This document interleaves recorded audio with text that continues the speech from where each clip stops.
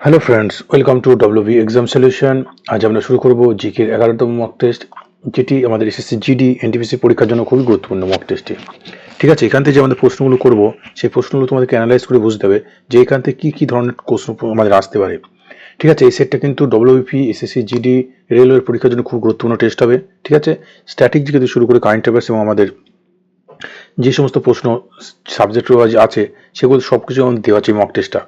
অবশ্যই তোমরা মক টেস্টটা ভালো করে দেখো এবং এখান থেকে বুঝতে হবে তোমাদের কী ধরনের প্রশ্ন, সব প্রিভিয়াস আসা কোশ্চেন এগুলো অ্যানালাইজ করে তোমাদের জন্য তৈরি করা হয়েছে। দেখো প্রথম প্রশ্ন কি আছে, অবশ্যই তোমরা এই ক্লাসগুলো যারা প্রথম থেকে যাদের সামনে পরীক্ষা রয়েছে তারা মক টেস্টগুলো দেবে অবশ্যই, এবং যারা প্রথম থেকে শুরু করতে চাও নতুন তারা basic clear chapter wise clear করবে, সংবিধান, ইতিহাস। ঠিক আছে, চ্যাপ্টার ওয়াইজ পড়লে পরে আমাদের জিনিসটা আরও ভালো মনে থাকবে। ঠিক আছে, তাহলে আমরা সেখান থেকে ভালোভাবে প্রশ্নটা আমাদের ভিতটাকে মজবুত করতে হবে। ঠিক আছে, তাহলে দেখো আমরা এখন যেটা করবো প্র্যাকটিস ব্যাস। ঠিক আছে, এটা আমাদের মক টেস্ট প্র্যাকটিস ব্যাস, আমরা কতটা শিখেছি সেটা আমরা জানবো। দেখো বলছি ভারতের নেপোলিয়ান কাকে বলা হয়, খুব ভালো প্রশ্ন, অনেক পরীক্ষাতে আমাদের এসছে ভারতের নেপোলিয়ান কাকে বলা হয়। কি হবে সঠিক উত্তর আমাদের, এই ভারতের নেপোলিয়ান বলা হয় আমরা সবাই জানি কাকে বলা হয়, সমুদ্রগুপ্তকে, তাই তো? সমুদ্রগুপ্তকে বলা হয় ভারতের নেপোলিয়ান। এই সমুদ্রগুপ্তের সভাকবি কে ছিলেন? সমুদ্রগুপ্তের সভাকবি কে ছিলেন আমরা জানি হরি সেন, তাই তো? সমুদ্রগুপ্তের সভাকবি কে ছিলেন হরি সেন। আর এই হরি সেনের লেখা নাম কি, গ্রন্থটার নাম কি? এলাহাবাদ প্রশস্তি, এলাহাবাদ প্রশস্তি। ঠিক আছে, তাহলে এলাহাবাদ প্রশস্তি কার লেখা? হরি সেনের লেখা। তিনি ছিলেন কে? সমুদ্রগুপ্তের সভাকবি। ঠিক আছে, আর সমুদ্রগুপ্ত তিনি কোন বিদ্যায় পারদর্শী ছিলেন? নৌবিদ্যা। ঠিক আছে, এবং তিনি বীণা বাজাচ্ছেন, তিনি সঙ্গীতে পারদর্শী ছিলেন, সঙ্গীত বিদ্যা। ঠিক আছে, সঙ্গীতে। ঠিক আছে, এটা যেন মনে থাকে আমাদের, কারণ তার মুদ্রায় আমরা দেখতে পেয়েছি বীণার ছবি, এখান থেকে বোঝা যায় যে তিনি সঙ্গীত চর্চা করতেন। ঠিক আছে, তাহলে এইটা কিন্তু খুব গুরুত্বপূর্ণ প্রশ্ন, এখান থেকে এগুলো আমাদের আসতে হয়। এলাহাবাদ প্রশস্তি কার লেখা? হরি সেনের লেখা। ঠিক আছে, এবার দেখো এই স্কন্দগুপ্ত কি বলা হয়? ভারতের রক্ষাকর্তা বলা হয়, কারণ কি তিনি হুন আক্রমণ প্রতিহত করেছিলেন। ঠিক আছে, সেজন্য তাকে বলা হয় কি ভারতের রক্ষাকর্তা। দ্বিতীয় চন্দ্রগুপ্ত সম্পর্কে মনে রাখতে হবে, দ্বিতীয় চন্দ্রগুপ্ত রাজত্বকালে কে এসছিলেন চীন থেকে? কে এসছিলেন? ফাহিয়েন। এই ফাহিয়েন দ্বিতীয় চন্দ্রগুপ্ত রাজত্বকালে তিনি এসছিলেন, ভারতে এসছিলেন। ঠিক আছে, খুব গুরুত্বপূর্ণ কিন্তু প্রশ্নটা, ভারতে এসেছিলেন। তাহলে মনে থাকবে এই ধরনের কিন্তু আমাদের ডেসক্রিপটিভ ক্লাস করতে হবে পুরো রিলেটেড করে, তাহলে আমাদের জিনিসটা মনে থাকবে ভালো। পরবর্তী প্রশ্ন, কম্পিউটারের প্রথম ভাষা কি? এর মধ্যে কম্পিউটারের প্রথম ভাষা কি? কিভাবে সঠিক উত্তর আমাদের কি হবে? এগুলো কিন্তু সব কিছু কম্পিউটার ভাষা, কিন্তু প্রথম ভাষা বলেছে, প্রথম ভাষা আমাদের কি হবে? ফোরট্রান। ঠিক আছে, কম্পিউটার আবিষ্কার করেছিলেন কে? এটা আমাদের জেনে নিতে হবে। কম্পিউটারের জনক, কম্পিউটারের যে আমাদের প্রাইমারি মেমোরি আছে র্যাম রম, সেকেন্ডারি মেমোরি আছে যেগুলো, ঠিক আছে, কম্পিউটারের যে input output device, input output, ঠিক আছে, এগুলো কিন্তু আমাদের খুব ইম্পর্টেন্ট। আউটপুট ইনপুট ডিভাইস, ঠিক আছে, প্রাইমারি সেকেন্ডারি মেমোরি। ইনপুট মানে যার মাধ্যমে তথ্য দিই, আউটপুট মানে যেটা আমাদের তথ্য আমাদের বেরিয়ে আসে, যেমন প্রিন্টার আউটপুট। ঠিক আছে, প্রিন্টার আউটপুট। আমাদের যে মনিটর, আমরা যেটার মাধ্যমে দেখতে পাচ্ছি মনিটর আউটপুট। ইনপুট কি? যার মধ্যে তথ্য দিই, ধরো স্ক্যানার, স্ক্যানারের মাধ্যমে তথ্য দিয়ে, এটা হচ্ছে ইনপুট। ঠিক আছে, বারকোড রিডার। ঠিক আছে, এগুলো হচ্ছে ইনপুট। বোঝা গেল যে মাউস, আমরা মাউসের মধ্যে কোনো তথ্য দিচ্ছি, তাহলে বোঝা গেল এগুলো কিন্তু পরীক্ষা আমাদের গুরুত্বপূর্ণ আসতে পারে। পরবর্তী প্রশ্ন কি রয়েছে, ফিফা বিশ্বকাপ, প্রথম ফিফা বিশ্বকাপ কত সালে অনুষ্ঠিত হয়েছিল? ঠিক আছে, প্রথম ফিফা বিশ্বকাপ কত সালে অনুষ্ঠিত হয়েছিল? ঠিক আছে, আমরা সবাই জানি এটা 1930, তাই তো? প্রথম ফিফা বিশ্বকাপ কত সালে অনুষ্ঠিত হয়েছিল? 1930। এবার প্রশ্ন যদি আসে ফিফা কবে গঠিত হয়েছিল, ফিফা কবে গঠিত হয়? খুব ইম্পর্টেন্ট প্রশ্ন, 1904 সালে, এটা কিন্তু মনে রাখতে হবে। ফিফা 1904 সালে, federation of international football association. ঠিক আছে, এটা কিন্তু ফেডারেশন অফ ইন্টারন্যাশনাল, এটা কিন্তু আমাদের পরীক্ষা আসে ফুল ফর্মটা, international football association, football association. ঠিক আছে, এটা কিন্তু মনে রাখতে হবে। এর হেডকোয়ার্টার কোথায়? সুইজারল্যান্ডের জুরিক, সুইজারল্যান্ডের কোথায়? জুরিক। মনে থাকবে, খুব ইম্পর্টেন্ট কিন্তু প্রশ্নটা, এখান থেকে কিন্তু এই ধরনের প্রশ্ন আমাদের আসতে পারে যে ফিফার সদর দপ্তর কোথায়? সুইজারল্যান্ডের জুরিক। ঠিক আছে, এবার দেখ এখান থেকে যে প্রশ্ন আমাদের জানতে হবে, এই ফিফার বর্তমান প্রেসিডেন্টকে, ফিফার বর্তমান প্রেসিডেন্টকে, সভাপতি কে আছেন ফিফার বর্তমান প্রেসিডেন্টকে? এটা মনে রাখতে হবে কি, তুমি শুধু যে ইনফ্যান্টিনো মনে রাখলে হবে, ইনফ্যান্টিনো, ইনফ্যান্টিনো। ঠিক আছে, ইনফ্যান্টিনো, এটা মনে রাখলে হবে, ইনফ্যান্টিনো। ঠিক আছে, ইনফ্যান্টিনো। ঠিক আছে, এটা মনে রাখলে হবে। এবং এবার মনে রাখতে হবে যেটা আমাদের খুব গুরুত্বপূর্ণ, 2022 সালে কোথায় হলো ফিফা বিশ্বকাপ? কাতার, তাই তো? আমরা জানি।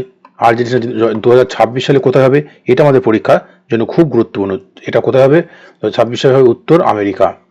এটা কিন্তু পরীক্ষা আমাদের আসতে পারে, উত্তর আমেরিকা হবে। কোথায় উত্তর আমেরিকার কোন কোন শহরে হবে? ঠিক আছে, মার্কিন যুক্তরাষ্ট্র, কানাডা, মেক্সিকো। ঠিক আছে, মেক্সিকো, কানাডা। ঠিক আছে, খুব ইম্পর্টেন্ট কিন্তু। ঠিক আছে, এবং আমাদের মার্কিন যুক্তরাষ্ট্র, কানাডা, মেক্সিকো, এটা কিন্তু মনে থাকে যেন, ঠিক আছে, এটা যেন খুব ইম্পর্টেন্ট কিন্তু প্রশ্নটা। আর 2030 সালে কোথায় হবে এটা আমাদের জেনে যেতে হবে, অনেক পরীক্ষাতে কিন্তু এই ধরনের প্রশ্ন এসে যায় আপকামিং অনেক, ঠিক আছে। 2030 সালে হবে কোথায়, স্পেন, পর্তুগাল, ঠিক আছে, এবং মরক্কো, ঠিক আছে। এই ধরনের প্রশ্ন তোমরা কমেন্টে জানাবে, অবশ্যই কমেন্ট করবে যে প্রথম বিশ্বকাপ কারা জয়ী হয়েছিল, 1930 সালে প্রথম বিশ্বকাপ কারা জয়ী হয়েছিল, কোন দেশ জয়লাভ করেছিল, খুব ইম্পর্টেন্ট প্রশ্নটা, তোমরা অবশ্যই জানাবে কমেন্টে। পরবর্তী প্রশ্ন, আকবর কোন জায়গায় বিজয়কে স্মরণীয় করার জন্য বুলন দরওয়াজা নির্মাণ করেছিলেন? বুলন দরওয়াজা কে নির্মাণ করেছিলেন? বুলন দরওয়াজা নির্মাণ করেছিলেন কে? সম্রাট আকবর, মুঘল সম্রাট আকবর। কত সালে নির্মাণ করেছিলেন? এই সালটা একটু আমাদের পরীক্ষার জন্য ইম্পর্টেন্ট মনে রাখতে হবে, 1573 সালে, ঠিক আছে। কোন বিজয়কে স্মরণ করার জন্য? গুজরাট বিজয়কে স্মরণ করার জন্য তিনি এটা নির্মাণ করেছিলেন, খুব ইম্পর্টেন্ট, 1573 সালে, মনে থাকবে। আর একটা কি আছে বুলন দরওয়াজা, একটা কি, আমাদের দুটো জিনিস আছে, আলাই দরওয়াজা। এই আলাই দরওয়াজা কি? আলাউদ্দিন খলজি। আলাই দরওয়াজা কে নির্মাণ করেছিলেন? আলাই দরওয়াজা দেখো আদি নাম আলাউদ্দিন খলজি, মনে থাকবে, আলাউদ্দিন খলজি। তাহলে এটা আমাদের ভুল হবে না, মনে থাকবে। বুলন দরওয়াজা আকবর, আলাই দরওয়াজা কি হবে? আলাউদ্দিন খলজি। তাই বুলন দরওয়াজা, এটা মনে থাকবে 1573, গুজরাট বিজয়কে স্মরণীয় করার জন্য। পরবর্তী প্রশ্ন কি আছে? পরবর্তী প্রশ্ন হচ্ছে স্বচ্ছ সমীক্ষা, ঠিক আছে, এই অনুসারে ভারতের পরিচ্ছন্ন শহর কোনটি? খুব ভালো কিন্তু প্রশ্নটা, এটা আমাদের অবশ্যই মনে রাখতে হবে।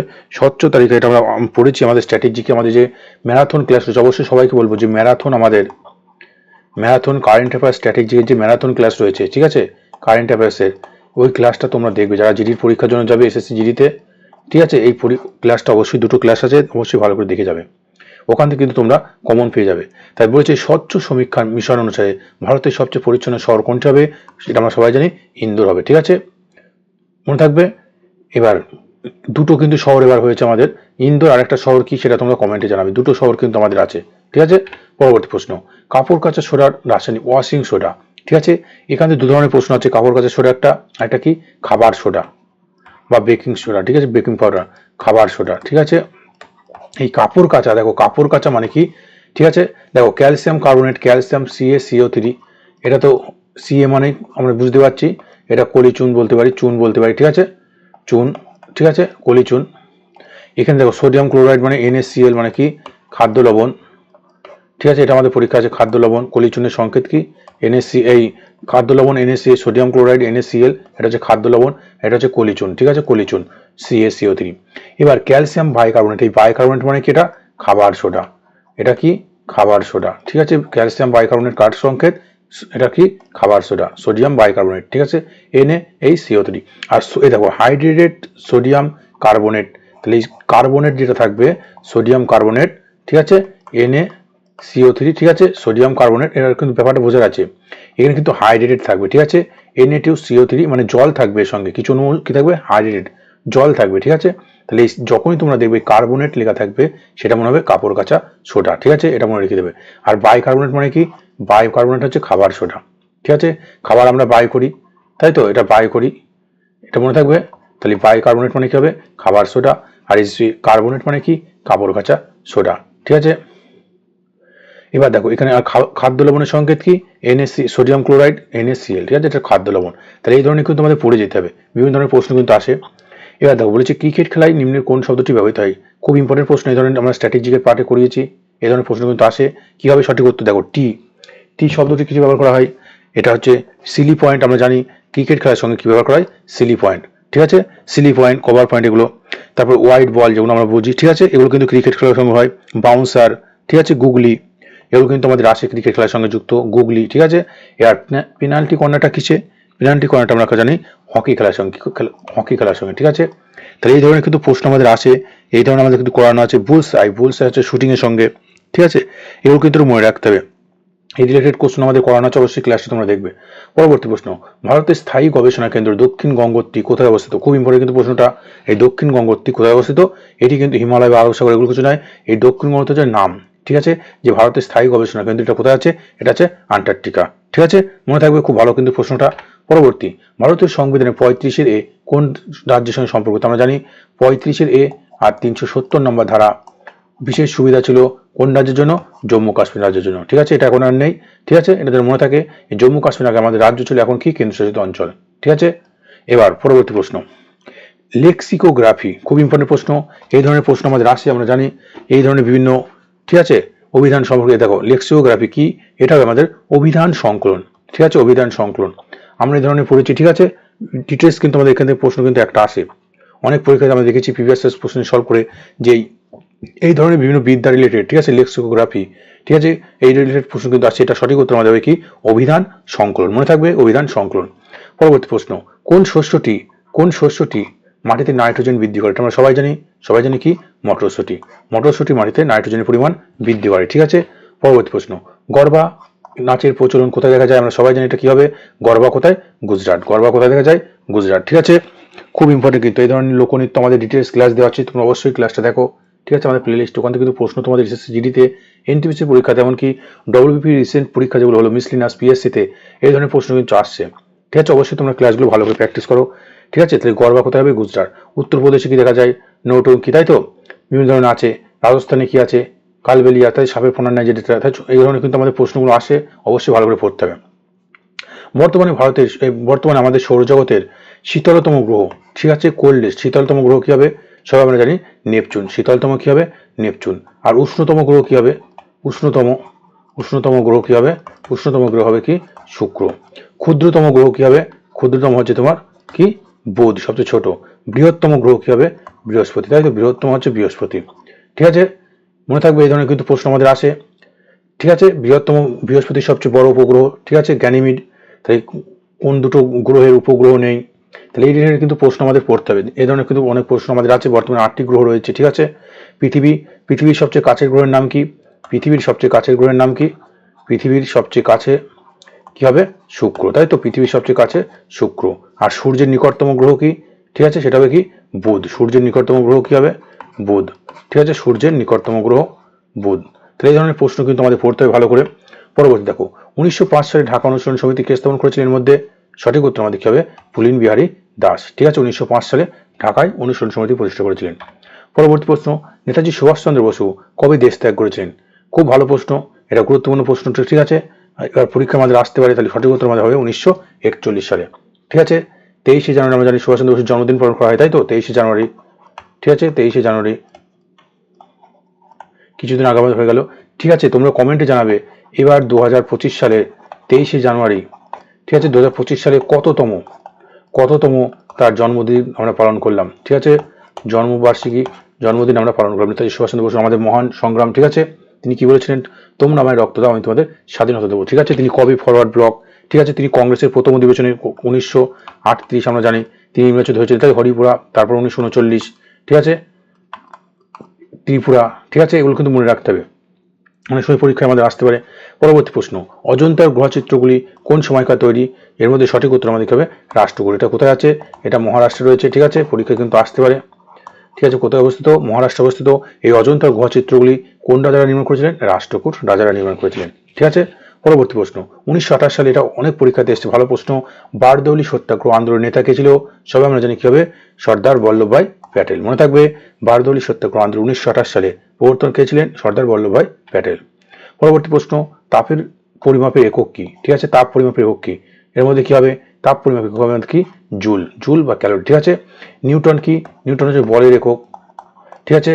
এটা ভোল্ট, আমরা জানি বিভব, তাই তো, বিভব প্রভেদ এই ভোল্ট, ঠিক আছে। ফ্লাক্স, ম্যাগনেটিক, ঠিক আছে, এই ব্যাপারটা। তাই এই ধরনের কিন্তু রিলেটেড আমাদের পড়ে যেতে হবে, ঠিক আছে। তড়িৎ প্রবাহের অ্যাম্পিয়ার, আমাদের কিন্তু এগুলো পরীক্ষায় আসে। এই রিলেটেড কিন্তু আমাদের সায়েন্স থেকে কিছু ইউনিট, কিছু একক, এই ধরনের কিন্তু পড়ে যেতে ভালো করে। পরবর্তী প্রশ্ন, খুব ভালো প্রশ্ন, এগুলো আমাদের ডিটেলসে পড়তে হবে, ঠিক আছে। এখান থেকে দেখো পরীক্ষায় এই ধরনের প্রশ্ন কিন্তু আমরা কমন পাবো। দেখো প্রথম প্রশ্ন আমাদের কি রয়েছে, প্রথম প্রশ্ন রয়েছে, ভারতনাট্যম শিল্পী কি বলেছে? ভারতনাট্যম শিল্পী পদ্ম সুব্রমণিয়াম ও বৈজয়ন্তীমালা পদ্মবিভূষণ পুরস্কার পান 2000 কত সালে? সঠিক উত্তর আমাদের কি হবে? এই রিলেটেড আমরা পড়েছি ডিটেলস আমাদের ক্লাসে, যে কারেন্ট অ্যাফেয়ার্স স্ট্র্যাটেজিক্যাল ক্লাসে। তাহলে এটা আমাদের কিন্তু মনে রাখতে হবে, পরীক্ষা আসতে হবে পদ্ম সুব্রমণিয়াম এবং বৈজয়ন্তীমালা, ঠিক আছে, বৈজয়ন্তীমালা, তারা কোন নাট্যের সঙ্গে সম্পর্কিত পরীক্ষা আসতে পারে? তারা হবে কি, ভারতনাট্যম। ভারতনাট্যম কোথায় দেখা যায়? তামিলনাড়ুতে, ঠিক আছে। এই ধরনের প্রশ্ন কিন্তু আমাদের আসতে পারে, তাহলে এই ধরনের কিন্তু ডিটেলস আমাদের পড়ে যেতে হবে। তাহলে কবে পদ্মভূষণ পুরস্কার পেয়েছিলেন? 2024 সালে, ঠিক আছে। 2024 সালে তারা পদ্মবিভূষণ পুরস্কার পান, মনে থাকবে। পরবর্তী প্রশ্ন, একটু তোমরা জানাবে কমেন্টে 2023 সালে পদ্মবিভূষণ পুরস্কার কারা পেয়েছিল, ঠিক আছে, 2023 সালে। খুব নাম করা কয়েকজন ব্যক্তি যাদের নামগুলো আমাদের মনে রাখতে হবে। 2023 সালে যারা পেয়েছে ওইটা, তাই এটা 2024 সালে, ঠিক আছে। আর 2023 সালে কারা পেয়েছে, 2023 সালে পেয়েছে, যে নামটা খুব মনে রাখতে হবে, জাকির হোসেন, ঠিক আছে। জাকির হোসেন, তিনি কোন ক্ষেত্রের সঙ্গে সম্পর্ক, তবলা বাদক, তবলা বাদক, ঠিক আছে। খুব ইম্পর্টেন্ট কিন্তু প্রশ্ন, 2023 সালে তিনি কিন্তু পদ্মবিভূষণ পেয়েছেন, ঠিক আছে। ভারতের দ্বিতীয় সর্বোচ্চ নাগরিক সম্মান পদ্মবিভূষণ পেয়েছেন, ঠিক আছে, এটা যেন মনে থাকে। এছাড়া কি ছিলেন, বালকৃষ্ণ দোষী, ঠিক আছে, মুলায়ম সিং যাদব। এবার দেখো 2023 অর্জুন পুরস্কার প্রাপক, 2023 অর্জুন পুরস্কার শীতলা দেবী, তিনি কোন খেলার সঙ্গে সম্পর্কিত, তুমি কোন ক্ষেত্রের সঙ্গে সম্পর্কিত?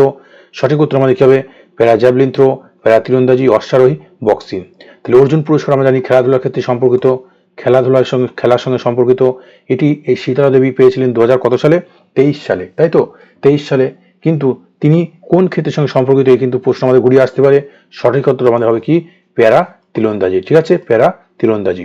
এবার 2024 সালে এই অর্জুন পুরস্কার কে পেলেন, 2024 সালে অর্জুন পুরস্কার কে পেয়েছেন, খুব ইম্পর্টেন্ট, আমরা যার নামটা সবাই জানি, নবদীপ সিং, নবদীপ, নবদীপ কি, নবদীপ সিং। তিনি কোন খেলার সঙ্গে যুক্ত, তিনি প্যারা জ্যাভলিন থ্রো, তাই তো, জ্যাভলিন থ্রো খেলার সঙ্গে যুক্ত, জ্যাভলিন থ্রো, ঠিক আছে, জ্যাভলিন থ্রো মনে থাকবে। তিনি প্যারা অলিম্পিক্সে, তাই তো, গোল্ড পেয়েছে, তাই মনে থাকে যেন নবদীপ সিং, ঠিক আছে। তিনি প্যারা অলিম্পিক্সে কি পেয়েছে, অলিম্পিক্সে কি, প্যারা অলিম্পিক্সে কি পেয়েছে, গোল্ড পেয়েছে, সোনা পেয়েছে, এটা কিন্তু মনে রাখতে হবে।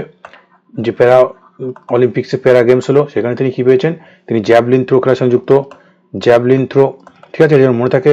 তিনি 2024 সালে অর্জুন পুরস্কার পেলেন, ঠিক আছে। পরবর্তী প্রশ্ন, পরবর্তী প্রশ্ন কি রয়েছে, বলেছি নিম্নের কোন জোটটি সঠিক নয়, কোন জোটটি সঠিক নয়। প্রশ্নটা কিন্তু আমাদের পড়তে হবে, এই ধরনের প্রশ্ন কিন্তু আমাদের আসছে, ঠিক আছে। এসএসসি প্রশ্নতে খুবই গুরুত্বপূর্ণ এই ধরনের প্রশ্ন। দেখো বলেছে রাগিনী দেবী, সুনন্দা নায়ার, মোহিনীআট্টম কেরালা, ঠিক আছে, মোহিনীআট্টম কেরালা। 2 নম্বর বি অপশন কি আছে, পদ্মজা রেড্ডি, অর্পণা সাথীসন, কুচিপুড়ি, অন্ধ্রপ্রদেশ, ঠিক আছে। তারপর কি রয়েছে, তারপর রয়েছে আমাদের রুক্মিণী দেবী, M K Sharjah, Bharatanatyam, Tamil Nadu, এবং গুরু বিপিন সিং, সবিতা মেহতা, ঠিক আছে, শাস্ত্রীয়, উত্তরপ্রদেশ। তাই দেখো একটুখানি যদি আমরা জানি, কয়েকটা পুরো প্রশ্নটা কিন্তু আমাদের পড়তে হবে। আমরা যদি কয়েকটা অপশন যদি আমাদের মনেও না থাকে, কোনো ব্যক্তির নাম যদি আমাদের নাও জানি, সেক্ষেত্রে কিন্তু আমরা তাও পড়তে পারবো। আমরা কিছু জিনিস যদি আমরা জানি, দেখো গুরু বিপিন সিং, সবিতা মেহতা, এনারা কোন ক্ষেত্রের সঙ্গে সম্পর্কিত, সবাই আমরা জানি এনারা মণিপুরী। এই গুরু বিপিন সিং, সবিতা মেহতা, এনারা কোন ক্ষেত্রের সঙ্গে সম্পর্কিত, মণিপুরী। আমরা জানি 8টি শাস্ত্র নৃত্য আছে, তার মধ্যে এই মণিপুরীর সঙ্গে সম্পর্কিত হচ্ছে গুরু বিপিন সিং, সবিতা মেহতা। এখানে দিয়েছে কি শাস্ত্রীয়, তাহলে এটা আমাদের ভুল আছে। সঠিক উত্তর আমাদের কি হবে, সঠিক নয় বলেছে, তাহলে সঠিক উত্তর আমাদের কি হবে, এটা হবে। এই মণিপুরীটা কোথায় দেখা যায়, মণিপুরে দেখা যায়, তাই তো, মণিপুরে দেখা যায়। তাহলে আর এই শাস্ত্রীয়টা, দেখো এই শাস্ত্রীয়টা কোথায় দেখা যায়, শাস্ত্রীয়টা আমাদের উত্তরপ্রদেশ দিয়েছে, শাস্ত্রীয়টা কি হবে আমাদের, শাস্ত্রীয়টা হবে আমাদের আসাম দেখা যায়, তাই তো, আসাম। খুব ইম্পর্টেন্ট কিন্তু প্রশ্নটা। আর যদি দেখো রাগিনী দেবী, সুনন্দা নায়ার, এনারা হচ্ছে কি মোহিনীআট্টম, মোহিনীআট্টম কোথায় দেখা যায়, কেরালাতে। পদ্মজা রেড্ডি, অর্পণা সাথীসন, এটা হচ্ছে কুচিপুড়ি, কুচিপুড়ি কোথায় দেখা যায়, অন্ধ্রপ্রদেশ। খুব ভালো প্রশ্ন, এটাও ঠিক আছে। রুক্মিণী দেবী, ঠিক আছে, বা ঠিক আছে, রুক্মিণী দেবী বা রুক্মিণী দেবী, ঠিক আছে, এম কে সারজা, ভারতনাট্যম কোথায় দেখা যায়, তামিলনাড়ু। তাহলে সঠিক উত্তরটা বোঝা গেল, ঠিক আছে। তাহলে এই কিন্তু প্রশ্ন আমাদের আসতে পারে। আর শাস্ত্র নৃত্যের সঙ্গে সম্পর্কিত ব্যক্তি কি হবে, শ্রী শঙ্কর দেব, শ্রী শঙ্কর দেব, ঠিক আছে, ঠিক আছে, এটা যেন মনে থাকে। এই প্রশ্নটা খুব ইম্পর্টেন্ট প্রশ্ন। পরবর্তী দেখো বলেছে নিম্নের কোন জোটটি ভুল রয়েছে, ভুল, ভুল জোটটি নির্ণয় করো, ঠিক আছে, ভুল জোটটি নির্ণয় করো। কি রয়েছে, পণ্ডিত যশোরাজ, মেওয়াটি ঘরানা, ভীমসেন যোশী, ভীমসেন যোশী কিরানা ঘরানা, শম্ভু মহারাজ, রামপুর শেওসান ঘরানা, ঠিক আছে। আর কি রয়েছে, ওস্তাদ ফতে আলী খান, ফাতে আলী ঘরানা, ঠিক আছে। সঠিক উত্তর আমাদের কি হবে, খুব ভালো কিন্তু প্রশ্নগুলো, এই প্রশ্নগুলো পরীক্ষা আসার জন্য খুব গুরুত্বপূর্ণ। বারবার এগুলো প্র্যাকটিস করতে হবে, দেখতে হবে, ঠিক আছে। এখান থেকে আমরা কমন পেয়ে যাবো। দেখো তাহলে পণ্ডিত যশোরাজ, মেওয়াটি ঘরানা, এটা আমরা জানি। ভীমসেন যোশী, কিরানা ঘরানা, এটাও সঠিক, তাই তো। এরপর দেখো রয়েছে শম্ভু মহারাজ, রামপুর শেওসান ঘরানা, ঠিক আছে। এটা কিন্তু আমাদের কি হবে, ভুল হবে। ওস্তাদ ফতে আলী খান আমরা জানি, ফাতে আলী ঘরানা, তাই তো, ঠিক আছে। তাহলে এটা কিন্তু পরীক্ষা আমাদের গুরুত্বপূর্ণ খুব প্রশ্নটা, ঠিক আছে। কি রয়েছে, শম্ভু মহারাজ, ঠিক আছে, ইনি কোন ক্ষেত্রের সঙ্গে যুক্ত, এই শম্ভু মহারাজ তিনি হচ্ছে লখনৌ ঘরানার সঙ্গে যুক্ত, লখনৌ, লখনৌ ঘরানা, মনে থাকবে, লখনৌ ঘরানা। তাহলে এটা আমাদের সঠিক উত্তর, এটা আমাদের কি রয়েছে, ভুল রয়েছে, মনে থাকবে। আর ওস্তাদ ফতে আলী খান, ফাতে আলী ঘরানা। এরপর দেখো 2024 সালে প্যারিস অলিম্পিকের ব্রোঞ্জ পদক জয়ী পুরুষ হকি দলের ক্যাপ্টেন কে ছিলেন, এটা খুব ইম্পর্টেন্ট প্রশ্ন। পুরুষ হকি দলের ক্যাপ্টেন কে ছিলেন? কি হবে আমাদের সঠিক উত্তর? হরমনপ্রীত সিং। ঠিক আছে, এই অপশন ছিল Harmanpreet Singh, B option Harvinder Singh, C option Manpreet Singh. ঠিক আছে, তাই সঠিক উত্তর আমাদের কি হবে? সঠিক উত্তর আমাদের কি হবে? ঠিক আছে, তাই এটা কিন্তু পরীক্ষার জন্য খুবই গুরুত্বপূর্ণ আমাদের প্রশ্ন। পরীক্ষা কিন্তু এই ধরনের প্রশ্ন আমাদের আসতে পারে। আমাদের কি হবে সঠিক উত্তর? হরমনপ্রীত সিং। ইনি কিন্তু 2024 সালে, আমাদের 2024 বলতে 2025, ঠিক আছে, রিসেন্ট 2025 সালে তিনি কি পেয়েছেন? Major Dhyanchand Khel Ratna award. Major Dhyanchand Khel Ratna award, এটা কিন্তু আমাদের পরীক্ষা আসতে পারে। ঠিক আছে, এই ধরনের কিন্তু প্রশ্ন আমাদের পড়ে যেতে হবে। ঠিক আছে, যেগুলো রিসেন্ট হবে, যে প্রশ্নগুলো খুব ইম্পর্টেন্ট, ঠিক আছে, সেগুলো কিন্তু আমাদের জেনে যেতে হবে। ঠিক আছে, তাহলে এটা কিন্তু খুব গুরুত্বপূর্ণ প্রশ্নটা। ঠিক আছে, এটা কিন্তু আমাদের খুব গুরুত্বপূর্ণ প্রশ্নটা এবার পরীক্ষা আমাদের আসতে পারে। তাই 2024 সালে যদি বলে, 2024 সালে মেজর ধ্যানচাঁদ খেলরত্ন অ্যাওয়ার্ড কারা পেয়েছেন? 2024 এটা 2025 দেওয়া হয়েছে। ঠিক আছে, তাহলে কি হবে আমাদের সঠিক উত্তর? Major Dhyanchand winner Harmanpreet Singh. ঠিক আছে, তিনি হকি খেলার ভারতীয় কি ছিলেন? পুরুষ দলের ক্যাপ্টেন ছিলেন। ঠিক আছে, মনে থাকে যেন প্রশ্নটা। এরপর বলেছি নিম্নের কোন জোটটি সঠিক নয় বা ভুল? ঠিক আছে, বা অড রয়েছে কোনটি, সেটা আমাদের বের করতে হবে। দেখো কি রয়েছে, আমাদের রয়েছে রাজেন্দ্র প্রসন্ন, ঠিক আছে, বাঁশি, নিখিল ব্যানার্জি সিতার, কৃষ্ণ ভগবতার বীণা, অরুণা নায়ার তবলা। ঠিক আছে, ভালো করে দেখো এটা আমাদের সঠিক উত্তর কি হবে। ঠিক আছে, দেখো রাজেন্দ্র প্রসন্ন বাঁশি, এটা আমরা জানি। নিখিল ব্যানার্জি সিতার, ঠিক আছে। কৃষ্ণ ভগবত, আমরা কৃষ্ণ ভগবত মনে করি ভগবান কৃষ্ণ বীণা ছিল। ঠিক আছে, এটা মনে রেখে দিচ্ছিলাম। অরুণা নায়ার কি আছে? তবলা। কি হবে সঠিক উত্তর আমাদের? কি হবে? এটি আমাদের ভুল রয়েছে। কি অপশন? ডি অপশন, তাই তো, ডি অপশন ভুল রয়েছে। ঠিক আছে, ডি অপশন ভুল রয়েছে। অরুণা নায়ার আমাদের কোন ক্ষেত্রের সঙ্গে সম্পর্কিত? ঠিক আছে, এটা কিন্তু আমাদের পরীক্ষা আসতে পারে। ঠিক আছে, তবলা কিন্তু কে? তবলা হচ্ছে জাকির হোসেন, একটু আগে পড়লাম, জাকির হোসেন তবলা বাদক, তাই তো। ঠিক আছে, এটা কিন্তু পরীক্ষা আমাদের আসতে পারে। অরুণা নায়ার কি হবে আমাদের? সারেঙ্গি বাদক। অরুণা নায়ার কি? সারেঙ্গি। ঠিক আছে, এটা কিন্তু পরীক্ষা আমাদের আসতে পারে। তো এই রিলেটেড কিন্তু প্রশ্ন আমাদের ডিটেলসে ক্লাস দেওয়া আছে, বিভিন্ন বাদক বাদ্যযন্ত্র। ঠিক আছে, তোমরা ক্লাসটা অবশ্যই দেখবে। ওই রিলেটেড কোনো পুরস্কার যদি তারা পেয়ে থাকে, ঠিক আছে, সেগুলো কিন্তু আমাদের জেনে যেতে হবে। ঠিক আছে, অরুণা নায়ার হলে একমাত্র মহিলা সারঙ্গী বাদক, আর তবলা বাদক হচ্ছে জাকির হোসেন।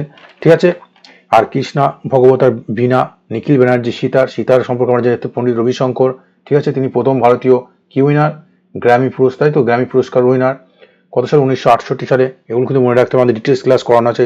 যে মক টেস্টগুলো তোমাদের দেওয়া আছে জিকের, অবশ্য প্রত্যেকটা মক টেস্ট তোমরা দেখবে। ঠিক আছে, আমাদের প্রায় আরো 10টা মক টেস্ট আমাদের দেওয়া আছে। ওগুলো মক টেস্টগুলো কিন্তু তোমরা সলভ করবে, ওখান থেকে কিন্তু তোমরা বুঝতে পারবে কেমন প্রশ্ন তোমাদের আপকামিং পরীক্ষার জন্য আসবে। ঠিক আছে, তাই দেখ এরপর তাই সঠিক উত্তরটা আমাদের হলো। এরপর বলেছে কোন জোটটি ভুল? সে একরকম দেখো, কালবেলিয়া কি আছে? রাজস্থান। ঠিক আছে, কালবেলিয়া কি আছে? রাজস্থান। তারপর কি রয়েছে? রাংমা নৃত্য, নাগাল্যান্ড। ঠিক আছে, এরপর কি রয়েছে? এরপর রয়েছে ননক্রেম, মণিপুর। ঠিক আছে, ননক্রেম মণিপুর। আর লাবণী কি রয়েছে? মহারাষ্ট্র। ঠিক আছে, তাহলে এটা আমরা বুঝতে পারছি এটা কোন, এটা আমাদের লোকনৃত্য থেকে দেওয়া। লোকনৃত্য থেকে, এই লোকনৃত্য সম্পর্কে ভালো করে আমাদের ক্লাস দেওয়া রয়েছে, ভালো করে অবশ্যই ক্লাসটা দেখতে হবে। তাই কালবেলিয়া রাজস্থান, এটা আমরা জানি, ঠিক আছে। সাপের ফনার নাই ড্যান্সটা। রাংমা নৃত্য নাগাল্যান্ড, এটাও ঠিক আছে। নন ক্রিম কি হবে? নন ক্রিম মণিপুর না, নন ক্রিম আমাদের সঠিক উত্তর কি হবে? নন ক্রিম কোথায়? মেঘালয়, তাই তো, নন ক্রিম মেঘালয়। নন ক্রিম কোথায় দেখা যায়? নন ক্রিম নৃত্যটা আমরা কোথায় দেখতে পাই? মেঘালয়ে। ঠিক আছে, পরীক্ষায় কিন্তু আমাদের এটা আসতে পারে। এটা সঠিক উত্তর মণিপুর হবে না, তাহলে এটা আমাদের উত্তর। আর লাবণী মহারাষ্ট্র, এটা ঠিক আছে। ঠিক আছে, তাহলে সঠিক উত্তর আমাদের কি হবে? নন ক্রিম। এই নন ক্রিম কি মণিপুর নয়, নন ক্রিম কোথায় দেখা যায়? মেঘালয়ে দেখা যায়। ঠিক আছে, পরবর্তী প্রশ্ন বলছি নিম্নের সঠিক জোটটি চিহ্নিত করো। সঠিকটা এবার বলেছে সঠিক জোট কোনটি সেটি চিহ্নিত করতে হবে, এর মধ্যে সঠিকটা বের করতে হবে। বলেছে ত্রিশূরপুরম, তেলেঙ্গানা। পক্কে পাকা হর্নবিল, নাগাল্যান্ড। ঠিক আছে, আর কি বলেছে? হাম্পি মহোৎসব বা কাম্বালা, কমাদে কাম্বালা, কোথায় দেখা যায়? কর্ণাটক। Cherry blossom, Sangai. ঠিক আছে, এটা কোথায়? লাদাখ। এটা কোন রিলেটেড? এটা হচ্ছে আমাদের উৎসব রিলেটেড, তাই তো, এটা আমাদের উৎসব রিলেটেড প্রশ্ন। খুব ভালো কিন্তু এই প্রত্যেকটা ক্লাস কিন্তু গুরুত্বপূর্ণ, এগুলো কিন্তু করতে হয় স্ট্র্যাটেজিকের। তাই ত্রিশূরপুরম, তেলেঙ্গানা। ঠিক আছে, এটা কি ঠিক আছে না ভুল আছে? এটা ভুল আছে, কারণ কি ত্রিশূরপুরম কোথায় দেখা যায়? ত্রিশূরপুরম হচ্ছে কেরালাতে দেখা যায়। ঠিক আছে, ত্রিশূরপুরম কোথায় দেখা যায়? কেরালাতে দেখা যায়। আর কি উৎসব আছে? ওনাম দেখা যায় কেরালাতে, বিশু দেখা যায়, তাই তো, এর কিন্তু মনে আছে। আর বিহু কোথায়? বিহু কিন্তু আসামে দেখা যায়, বিহু আসামে দেখা যায়। ঠিক আছে, এবার দেখো পক্কে পাকা হর্নবিল, পক্কে পাকা, এইটা কিন্তু আমাদের গুলিয়ে যাবে। হর্নবিল কিন্তু নাগাল্যান্ড, কিন্তু পক্ষে পাকা হর্নবিল কি হবে? অরুণাচল প্রদেশ, অরুণাচল প্রদেশ, অরুণাচল প্রদেশ, ঠিক আছে, অরুণাচল প্রদেশ। নাগাল্যান্ডে কিন্তু শুধু হর্নবিলটা, ঠিক আছে, তাহলে এটা যেন মনে থাকে। আর হাম্পি উৎসব, কাম্বালা উৎসব, এটা কোথায়? কর্ণাটক, ঠিক আছে। হাম্পি উৎসব এটা ঠিক আছে, তাই সঠিক জোটটি বলেছে বের করতে, তাই সঠিক উত্তর এটা সি অপশন। আর চেরি ব্লুজম আর সাংঘাই, এটা কিন্তু লাদাখ নয়। চেরি ব্লুজম আর সাংঘাই কোথায় দেখা যায়? এটা আমরা পড়েছি। চেরি ব্লুজম আর সাংঘাই দেখা যায় কোথায়? মণিপুরে। কোথায় দেখা যায়? মণিপুরে দেখা যায়। লাদাখে কি দেখা যায়? লাদাখে দেখা যায় আমরা জানি লোসার, লোসার আর কি হেমিস। এই উৎসবগুলো আমরা কোথায় দেখতে পারি? লাদাখে দেখতে পাই। তাই বুঝতে পারলে কিভাবে করতে হবে। তাই সঠিক কিন্তু এখানে অনেক কিন্তু প্রশ্ন আমরা জানতে পারলাম। তাই ত্রিশূরপুরম হবে কি? কেরালা, ঠিক আছে, ওনাম কেরালা, ঠিক আছে। এটা কিন্তু আমাদের কি আছে? তেলেঙ্গানা, তেলেঙ্গানা হবে। তেলেঙ্গানার সঠিক উৎসব কি আছে? আমরা পড়েছি তেলেঙ্গানার কি? বাথুরম্বা, বাথুকম্বা, বাথুকুম্বা, মেদরাম যাত্রা, ঠিক আছে, এগুলো তেলেঙ্গানাতে। পক্ষে পাকা হর্নবিল অরুণাচল প্রদেশ, আর হর্নবিল নাগাল্যান্ডে। হাম্পি মহোৎসব কাম্বালা কর্ণাটক, ঠিক আছে। চেরি ব্লুজম মণিপুর, লাদাখে কি হবে? লোসার হেমিস। আর বিহু কোথায় হবে? বিহু আসাম। এরপর দেখো পরবর্তী প্রশ্ন রয়েছে, নিম্নের কোন চিত্রটি অন্ধ্রপ্রদেশ দেখা যায়? অন্ধ্রপ্রদেশে এর মধ্যে যে চিত্রটি দেখা যায় সেটি আমাদের বের করতে হবে। সঠিক উত্তর আমাদের কি হবে? রয়েছে এই অপশন মধুবনী, আপ্পেন, চিকনকারি, ওয়ালি। আমরা এই রিলেটেড প্রশ্ন আমরা পড়েছি, তাই তো এই বিষয়ে আমরা জানি যে মধুবনী কোথায় দেখা যায়। মধুবনী যে আমাদের চিত্রটা রয়েছে, এই চিত্রকলাটা, এটা চিত্রকলা রিলেটেড, এই রিলেটেড আমরা পড়েছি। বিভিন্ন চিত্রকলা আর্টিস্ট, বিভিন্ন আমাদের লোক সংস্কৃতির মধ্যে ফোক আর্টের মধ্যে এটা আছে। তাহলে দেখো অন্ধ্রপ্রদেশে যেটা দেখা যায় মধুবনী কোথায়? আমরা সবাই জানি মধুবনী কোথায় দেখা যায়। মধুবনীটা বিহারে দেখা যায়, বিহার। আপ্পেনটা কোথায় দেখা যায়? এই আপ্পেন এটা আমাদের কোথায় দেখা যায়? ঠিক আছে, এটা হচ্ছে উত্তরাখণ্ড। এটা কোথায়? উত্তরাখণ্ড। আর এই যে চিকনকারিটা আমাদের কি হবে? চিকনকারিটা দেখা যায় কোথায়? চিকনকারি, খুব ইম্পর্টেন্ট কিন্তু প্রশ্নটা, ঠিক আছে। চিকনকারি বা এই ধরনের আরো আমাদের যেটা নাম আছে, ঠিক আছে। তো এই কিন্তু প্রশ্নটা খুব গুরুত্বপূর্ণ, ঠিক আছে। চিকনকারি দেখা যায় উত্তরপ্রদেশ। চিকনকারি কোথায় দেখা যায়? উত্তরপ্রদেশ। এটা অন্ধ্রপ্রদেশ না, এটা হচ্ছে উত্তরপ্রদেশ ছিল, ঠিক আছে, উত্তরপ্রদেশ। এটা ছিল উত্তরপ্রদেশ, ঠিক আছে, চিকনকারি হবে। আর ঠিক আছে, এটা উত্তরপ্রদেশ চিকনকারি। আর অন্ধ্রপ্রদেশ যেটা দেখা যায় অন্ধ্রপ্রদেশে, এটাও তোমরা লিখে রাখো, এটা হচ্ছে কি? কলমকারি, কলমকারি, ঠিক আছে। কলমকারি মনে রাখবো, অন্ধ্রপ্রদেশের লোক শিক্ষিত বেশি, ঠিক আছে, ওরা কলমকারি হবে, ঠিক আছে, কলমকারি হবে, ঠিক আছে। অন্ধ্রপ্রদেশ কি হবে? কলমকারি। আর চিকনকারি, চিকনকারি কি হবে? উত্তরপ্রদেশ। চিকনকারি কি হবে? উত্তরপ্রদেশ, ঠিক আছে। খুব কিন্তু গুরুত্বপূর্ণ, এগুলো কিন্তু আমাদের গুলিয়ে যায় বারবার। একটু থেকে পশ্চিমবঙ্গে আছে যেমন কি আমরা জানি আলপনা, ঠিক আছে, এটা কিন্তু মনে রাখতে। উড়িষ্যায় কি আছে? উড়িষ্যায় কি? উড়িষ্যাতে কি আছে? পটচিত্র। উড়িষ্যাতে কি আছে? পট্টচিত্র বা পটচিত্র, ঠিক আছে, এটা যেন মনে থাকে। তাই এই রকম প্রশ্ন আমাদের আসে, এটা বারবার আমাদের দেখতে হবে, তাহলে আমরা মনে থাকবে, ঠিক আছে। তাহলে উত্তরপ্রদেশ কি হবে? চিকনকারি। আর অন্ধ্রপ্রদেশ কি হবে? কলমকারি, ঠিক আছে। এরপর রঙ্গস্বামী কাপ কোন খেলার সঙ্গে সম্পর্কিত? দেখো এই রিলেটেড আমরা প্রশ্ন আমরা পড়েছি যে বিভিন্ন খেলায় বিভিন্ন যে কাপ দেয়, এখান থেকে আমাদের প্রশ্ন কিন্তু খুব আসছে, ঠিক আছে, ভালো করে কিন্তু বুঝতে হবে। তাহলে এই রিলেটেড প্রশ্ন পড়তে হবে, রঙ্গস্বামী কাপ আমাদের কোন খেলার সঙ্গে? সঠিক উত্তর কি হবে? এখানে দাবা, cricket, football, hockey. Rangaswamy cup আমাদের হবে কি? হকি খেলার সঙ্গে, ঠিক আছে। রঙ্গস্বামী কাপ হবে হকি। এছাড়া হকি খেলার সঙ্গে কি কি আছে? আগা খান কাপ, তাই তো, আগা খান কাপ, এটা আমরা জানি, ঠিক আছে। এছাড়া কি আছে? Dhyanchand trophy, major Dhyanchand trophy যেটা আমরা বলি, ঠিক আছে, ধ্যানচাঁদ ট্রফি, ঠিক আছে। এইগুলো কিন্তু পড়ে যেতে হবে। এরপর এই দাবা খেলা, দাবা খেলার সঙ্গে খুব গুরুত্বপূর্ণ যে ট্রফিটা, ঠিক আছে, এটা আমাদের পরীক্ষা কিন্তু এবার আসতে পারে, ঠিক আছে। খৈতান ট্রফি আমাদের ডিটেলস ক্লাস করানো আছে, খৈতান ট্রফি, খৈতান, ঠিক আছে, খৈতান ট্রফি। ক্রিকেট খেলার সঙ্গে আমরা সবাই জানি মোটামুটি ক্রিকেট খেলায় যেগুলো যুক্ত আছে, ঠিক আছে, Ranji trophy, CK Naidu trophy, Deodhar trophy, ঠিক আছে। তারপর আমাদের যেটা রিসেন্ট হয়ে গেল, ঠিক আছে, Gavaskar trophy, border Gavaskar trophy, ঠিক আছে, এগুলো। আর ফুটবল সঙ্গে সন্তোষ ট্রফি, তাই তো, ডুরান্ড কাপ, ডুরান্ড কাপ, এটা কিন্তু আসতে হয়, ডুরান্ড কাপ, ঠিক আছে, ডুরান্ড কাপ, ঠিক আছে। এগুলো কিন্তু আমাদের পরীক্ষা আসতে, FIFA world cup, Bardoli cup. তাই এই রিলেটেড কিন্তু প্রশ্ন আমাদের আসতে পারে। এবার আমাদের পরীক্ষা এসলো, ঠিক আছে, পোলো খেলার সঙ্গে ইজরা কাপ, ঠিক আছে। ইজরা কাপ কোন খেলার সঙ্গে সম্পর্কিত? পোলো খেলার সঙ্গে, ঠিক আছে। এবার আমাদের রাইডার কাপ, রাইডার কাপ কোন খেলার সঙ্গে আমাদের আসতে পারে? এই রাইডার কাপ আমাদের কোন খেলার সঙ্গে? গল্ফ, তাই তো, রাইডার কাপ গল্ফ খেলার সঙ্গে সম্পর্কিত। যেন পরীক্ষা আমাদের খুব গুরুত্বপূর্ণ মনে রাখতে হবে। পরবর্তী প্রশ্ন, উড়িষ্যার কোনারকের যে সূর্য মন্দির আছে এটি কে নির্মাণ করেছিলেন? উড়িষ্যার যে কোনারকের সূর্য মন্দির, ঠিক আছে, খুব ইম্পর্টেন্ট প্রশ্নটা। এটা সঠিক উত্তর আমাদের কি হবে? প্রথম নরসিংহদেব, তাই তো। উড়িষ্যার কোনারকের সূর্য মন্দিরটা নির্মাণ করেছিলেন কে? প্রথম আমাদের কি নরসিংহ দেব, মনে থাকবে। পরবর্তী প্রথম বিদেশি ভারতরত্ন প্রাপক, খুব ভালো প্রশ্ন কিন্তু এটা স্টার মেরে রাখো, এবার জিডিতে আসতে পারে। প্রথম বিদেশি ভারতরত্ন প্রাপক, ঠিক আছে, বিদেশি ব্যক্তির মধ্যে কে পড়েছেন? খান আব্দুল গফর খান, মাদার টেরেসা, লাল বাহাদুর শাস্ত্রী, সচিন টেন্ডুলকার। তাহলে পরীক্ষা কি হবে সঠিক উত্তর? সবাই কিন্তু আমরা মাদার টেরেসার নাম শুনে বলবো উনি বিদেশি, তাই তো, কিন্তু না, প্রথম বিদেশি হবে কি? খান আব্দুল গফর খান, ঠিক আছে। প্রথম বিদেশি ভারতরত্ন প্রাপকের মধ্যে কি হবে? খান আব্দুল গফর খান, মনে থাকবে। এবার দেখো তিনি কত সালে পেয়েছেন, একটু মনে রাখতে হবে। তিনি 1987 সালে পেয়েছেন, 1987, ঠিক আছে, এটা যেন মনে থাকে। মাদার টেরেসা, ঠিক আছে, মাদার টেরেসা কিন্তু ভারতীয়, তিনি পেয়েছেন 1980 সালে, ঠিক আছে। সচিন টেন্ডুলকার 2014 সালে আমরা জানি তিনি কি প্রথম খেলোয়াড়, কম বয়সী, সবচেয়ে কনিষ্ঠ ব্যক্তি তিনি পেয়েছেন, সবচেয়ে কম বয়সী, ইয়ংগেস্ট। আর লাল বাহাদুর শাস্ত্রী কি? তিনি মরণোত্তর প্রথম পেয়েছেন, মরণোত্তর মানে মারা যাওয়ার পর প্রথম ব্যক্তি হিসেবে লাল বাহাদুর শাস্ত্রীজিকে দেওয়া হয়েছিল, ঠিক আছে। খুব ইম্পর্টেন্ট প্রশ্নটা, এই ধরনের কিন্তু আসতে পারে, ঠিক আছে। এবং 2024 সালে আমরা জানি কজন ব্যক্তি পেয়েছে, তাদের নামগুলো সম্পর্কে মনে রাখতে হবে। MS স্বামীনাথন, তাই তো, LK আদবানি, আমরা ওটা ডিটেলস ক্লাস করেছি। PV নরসিংহ রাও, কর্পূরী ঠাকুর, চৌধুরী চরণ সিং, ঠিক আছে। ওটা আমরা আমাদের স্ট্র্যাটেজিকে কারেন্ট অ্যাফেয়ার্স ম্যারাথন ক্লাসে করিয়েছি, ঠিক আছে। ওগুলো কিন্তু আমাদের মনে রাখতে হবে। টোটাল 5 জনকে দেওয়া হয়েছে, সেই 5 জন ব্যক্তির নাম মনে রাখতে হবে 2024 সালে, ঠিক আছে।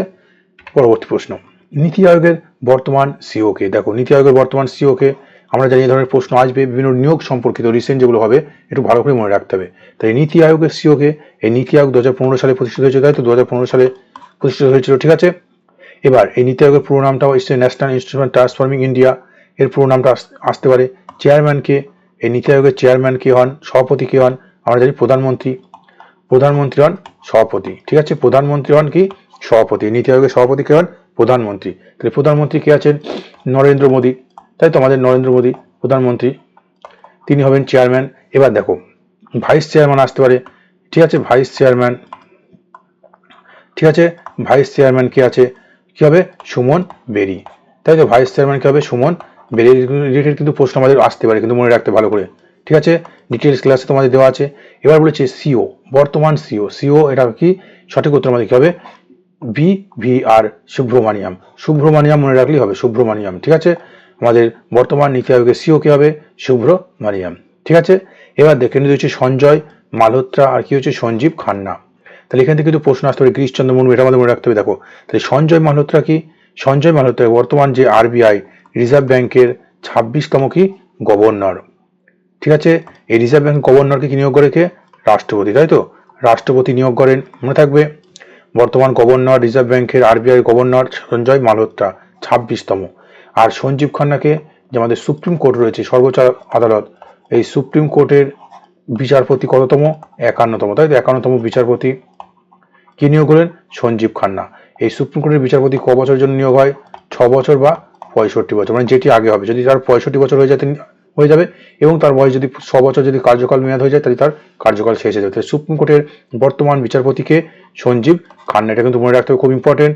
আর সঞ্জয় মালহোত্রা RBI গভর্নর 26তম, ঠিক আছে। পরীক্ষায় তোমার কমেন্টে জানাবে, এটা কমেন্ট করবে অবশ্যই। গিরিশচন্দ্র মুর্মু, এটা কিন্তু পরীক্ষা আসতে পারে। গিরিশচন্দ্র মুর্মু তিনি কোন পদে রয়েছেন বর্তমান ভারতের, ঠিক আছে। তো এই রিলেটেড কিন্তু প্রশ্নগুলো পড়তে হবে। বলেছে কোন বেদে গায়ত্রী মন্ত্র রচিত আছে? ঠিক আছে, গায়ত্রী মন্ত্র কোন বেদে রচিত আছে? সঠিক উত্তর আমাদের কি হবে? ঋগ্বেদ, সামবেদ, যজুর্বেদ, অথর্ববেদ। সামবেদে কি আছে? সঙ্গীত, সবাই আমরা জানি। যজুর্বেদে কি আছে? যাগযজ্ঞ, তাই তো, যাগযজ্ঞ।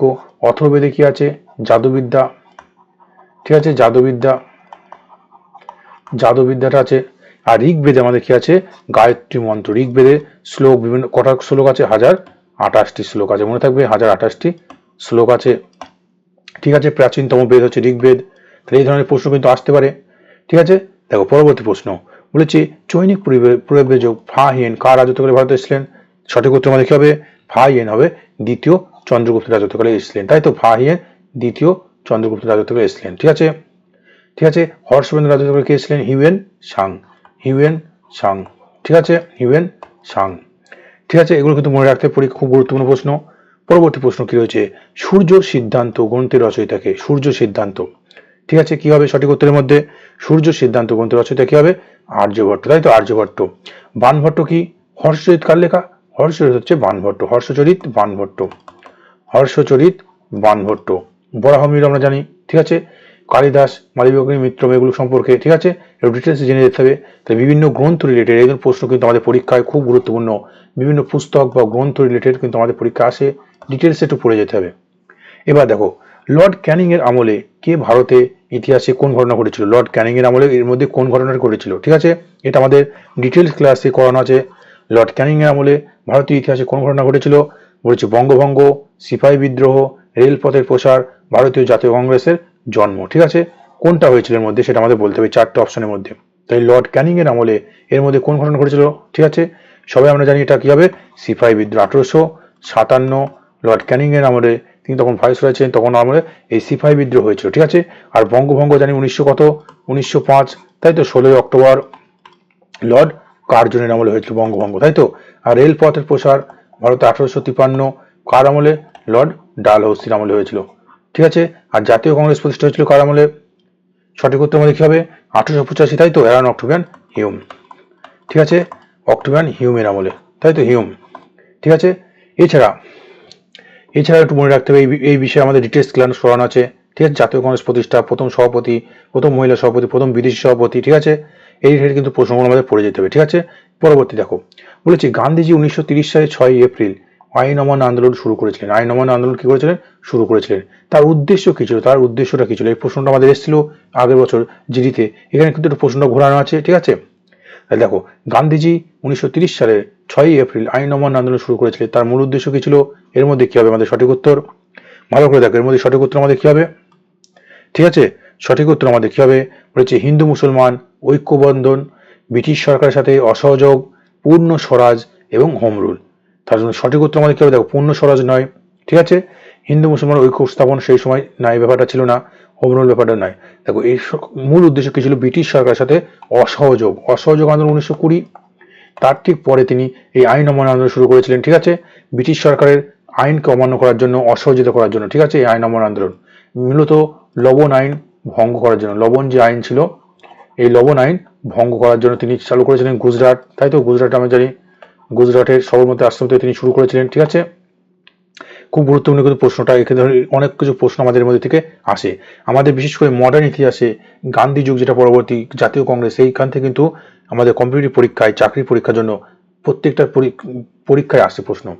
এগুলো কিন্তু ডিটেলসে ভালো করে জেনে যেতে হবে। ঠিক আছে, পরবর্তী প্রশ্ন, গান্ধীজির নেতৃত্বে ভারতে সংগঠিত প্রথম একক সত্যাগ্রহ মানে একা যে সত্যাগ্রহটা চালিয়েছিলেন সেটি কোনটি হবে? ঠিক আছে, এর মধ্যে সঠিক উত্তর একক সত্যাগ্রহ বলেছে প্রথম। ঠিক আছে, চম্পাবত সত্যাগ্রহ 1917, খেদা সত্যাগ্রহ 1928। ঠিক আছে, ঠিক আছে, এরপর কি হয়েছে? ভারত ছাড় আন্দোলন 1942, অসহযোগ আন্দোলন 1920। ঠিক আছে, 1920, এটা 1918 হবে। ঠিক আছে, খেদা সত্যাগ্রহ 1918। তাই দেখো, প্রথম যিনি একাকী শুরু করেছিলেন একক সত্যাগ্রহ, সেটা কি হবে? চম্পারণ সত্যাগ্রহ 1917। এটা কোথায়? বিহারে, কৃষকদের আন্দোলন। ঠিক আছে, আর খেদা সত্যাগ্রহ কোথায়? গুজরাটে যে, ঠিক আছে, কৃষক আন্দোলন। ঠিক আছে, এটাও কৃষক আন্দোলন। ঠিক আছে, এরপর মিল স্ট্রাইক ছিল। তাহলে একক সত্যাগ্রহ যদি বলে, প্রথম যদি বলে, তাহলে কি হবে? আমাদের চম্পারণ সত্যাগ্রহ 1917। ঠিক আছে, চম্পারণ সত্যাগ্রহ কত? 1917। এবার ভারত ছাড় আন্দোলন আমরা জানি 1942 সালে 8ই আগস্ট ভারত ছাড় আন্দোলন। ঠিক আছে, এটা পরবর্তীতে ডু অর ডাই, করবো অথবা মরবে, এই কথাটা তিনি বলেছিলেন। ঠিক আছে, পরীক্ষা আসতে পারে। অসহযোগ আন্দোলন রিলেটেড আমাদের পড়ে যেতে হবে। জালিয়ানওয়ালাবাগ হত্যাকাণ্ড 1919, 13 এপ্রিল। ঠিক আছে, এই ধরনের প্রশ্ন কিন্তু আসে। পরবর্তী প্রশ্ন আমাদের কি রয়েছে দেখো, বলছে যে কলকাতায়, কি বলছে? কলকাতায় অনুষ্ঠিত 1906 সালে জাতীয় কংগ্রেসের অধিবেশনে স্বরাজের ঘোষণা করেছিলেন কে? করেছিলেন এটা, সেটা আমাদের বলতে হবে। স্বরাজের অধিবেশন 1906 সালে জানি আমরা কলকাতায় অনুষ্ঠিত হয়েছে জাতীয় কংগ্রেস অধিবেশন। ঠিক আছে, এখানে স্বরাজের ঘোষণা করেছিলেন এদের মধ্যে কে? সঠিক উত্তর আমাদের কি হবে? সঠিক উত্তর আমাদের, খুব ইম্পর্টেন্ট কিন্তু প্রশ্নটা, এই প্রশ্নটা কিন্তু আমাদের পরীক্ষায় আসতে পারে, খুব ইম্পর্টেন্ট। দেখো, তাহলে আমাদের সঠিক উত্তর কি হবে? যে 1906 জাতীয় কংগ্রেসের স্বরাজ ঘোষণা করেছিলেন কে? এর মধ্যে সঠিক উত্তর আমাদের হবে কি? দাদাভাই নৌরু, যেটা আমরা সবাই জানি, তাই তো। তাহলে এখান থেকে আমাদের প্রশ্ন যেমন আসতে পারে, 1907 সুরাট অধিবেশন কি হয়েছিল? নরমপন্থী চরমপন্থী দুটি ভাগে ভাগ হয়েছে। সুরাট অধিবেশনটা মনে রাখতে হবে। ঠিক আছে, আর প্রথম আমরা যে 1896 কি হয়েছিল? বন্দে মাতরম, তাই তো, বন্দে মাতরম। তারপর 1911 কি হয়েছিল? জনগণ মন। ঠিক আছে, জনগণ মন, এগুলো আমাদের মনে রাখতে হবে। ঠিক আছে, তাহলে এই রিলেটেড কিন্তু প্রশ্ন আমাদের আসতে পারে, আমাদের ডিটেলস ক্লাস করানো আছে, অবশ্যই ক্লাসটা দেখবে। পরবর্তী দেখো, কৃষ্ণদেব রায় রচিত অমুক্ত মাল্যদা কোন ভাষায় লেখা? ঠিক আছে, খুব গুরুত্বপূর্ণ প্রশ্নটা। অমুক্ত মাল্যদা এই গ্রন্থের রচয়িতাকে কৃষ্ণদেব রায়। এটি কোন ভাষায় লেখা সেটা আমাদের বলতে হবে। সঠিক উত্তর আমাদের কি হবে? ঠিক আছে, কন্নড় ভাষায় লেখা। এটা কন্নড় ভাষায় লেখা। ঠিক আছে, প্রথম ঘোড়ায় করে দ্রুত ডাক চলাচলের ব্যবস্থা করেছিল? এর মধ্যে প্রথম যদি হয় তাহলে ঠিক আছে শেরশাহ না আলাউদ্দিন খলজি হবে। ঠিক আছে, আলাউদ্দিন খলজি করবো। যদি আলাউদ্দিন খলজি অপশনে না থাকে তাহলে আমরা কি করব? শেরশাহ করব। ঠিক আছে, ঠিক আছে, অপশানে কিন্তু দুটো থাকবে না, একসাথে যে কোনো একটা থাকবে। ঠিক আছে, পরবর্তী প্রশ্ন। এবার বলছে ঘোড়ায়, এর মধ্যে কিন্তু একটু ব্যাপার বোঝা আছে। বলেছে ঘোড়ায় চড়ে। ঠিক আছে, ডাক ব্যবস্থা কিন্তু ঘোড়ায় চড়ে ব্যবস্থা কিন্তু যদি হয় তাহলে কিন্তু শেরশাহ হবে। ঠিক আছে, শেরশাহ হবে। ঠিক আছে, আমরা জানি শেরশাহ আরো কয়েকটা কবিলত পাঠ্যপুস্তক চালু করেছিলেন। ঠিক আছে, এই ব্যাপারটা মনে রাখতে হবে। ঠিক আছে, তাহলে প্রথম এর মধ্যে যদি থাকে ঠিক আছে তাহলে কিন্তু শেরশাহটা করবো। ঠিক আছে, প্রথম ঘোড়ায় চড়ে ডাক ব্যবস্থা। আলাউদ্দিন খলজি আমরা জানি কি বাজার দর নিয়ন্ত্রণ ব্যবস্থা চালু করেছিলেন। ঠিক আছে, রেশনিং ব্যবস্থা চালু করেছিলেন। ঠিক আছে, এগুলো কিন্তু আলাউদ্দিন খলজি। ঠিক আছে, সুলতানা রাজিয়া কি ছিলেন? প্রথম মহিলা শাসক। দিল্লির প্রথম মহিলা শাসক ছিলেন মুসলিম। ঠিক আছে, কি হবে? সুলতানা রাজিয়া। ঠিক আছে, এগুলো কিন্তু ডিটেলস পড়ে যেতে হবে। পরবর্তী প্রশ্ন। ভারতীয় সংবিধানের কোন ধারায় অন্যায়ভাবে গ্রেপ্তারের ও আটকের বিরুদ্ধে সংরক্ষণমূলক ব্যবস্থা করা বলা হয়েছে? ঠিক আছে, সঠিক উত্তর আমাদের কি হবে? এর মধ্যে আমরা জানি 20, 21, 22, 23 এগুলো সব আমাদের পড়া আছে। ঠিক আছে, এটা আমাদের মৌলিক অধিকার থেকে প্রশ্নটা দিয়েছে। মৌলিক অধিকারের ডিটেলস ক্লাসটা তোমরা দেখিয়ে যাও অবশ্যই। এখান থেকে কিন্তু প্রশ্ন তোমরা পরীক্ষায় পাবে। ঠিক আছে, এই মৌলিক অধিকার কোথা থেকে নেওয়া হয়েছে?